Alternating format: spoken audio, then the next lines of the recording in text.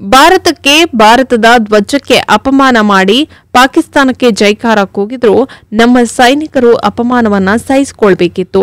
ಇದೆಂತ ದೋಸ್ತಿ? ಹಲವು ಬಾರಿ ಭಯೋತ್ಪಾದಕರ ದಾಳಿಗೆ ಆದಾಗ ನೀವು ಸೈನ್ಯಕ್ಕೆ ಸ್ವಾತಂತ್ರ್ಯ ಕೊಟ್ಟಿದ್ದೀರಾ?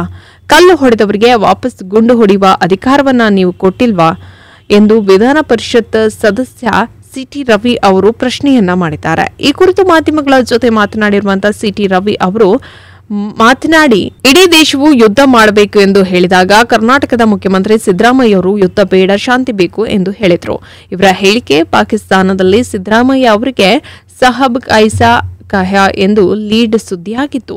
ಇದಕ್ಕೂ ಮುಂಚೆ ಪುಲ್ವಾಮಾದಲ್ಲಿ ನಮ್ಮ 58ಕ್ಕೂ ಹೆಚ್ಚು ಸೈನಿಕರು ಹುತಾತ್ಮರಾದರು. ಆಗ ಆ ಭಯೋತ್ಪಾದಕರ ದಾಳಿಯ ಬಗ್ಗೆಯೂ ಕೂಡ ಸಂಶಯ ವ್ಯಕ್ತಪಡಿಸಿದಂತಹ ಕಾಂಗ್ರೆಸ್ಸಿಗರು ಇದೊಂದು ಆಂತರಿಕ ಪಿತೂರಿ ಎಂಬಂತೆ ಮಾತನಾಡಿದ್ರು ಎಂದು ಆಪೇಕ್ಷಿಸಿದ್ರು.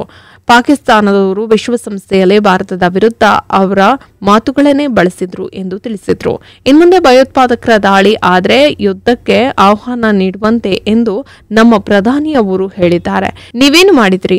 ನಾವು ಭಯೋತ್ಪಾದಕರು ಎಂದು ಬಿಬಿಸಿಯಲ್ಲಿ ಒಪ್ಪಿಕೊಂಡಂತ ಯಾಸಿನ್ ಮಲ್ಲಿಕ್ ಎಂಬುವರನ್ನ ಕಾಂಗ್ರೆಸ್ ಪಕ್ಷದಿಂದ ಆಯ್ಕೆಯಾದ ಪ್ರಧಾನಿ ತಮ್ಮ ಪಕ್ಕದಲ್ಲಿ ಕೂರಿಸಿ ಚಹಾ ನೀಡಿ ಶೇಕ್ ಹ್ಯಾಂಡ್ ಮಾಡಿ ಫೋಟೋ ಬಿಡುಗಡೆ ಮಾಡಿ ಏನು ಸಂದೇಶವನ್ನ ಕೊಟ್ಟಿದ್ದೀರಿ ಎಂದು ಹೇಳಿದರು.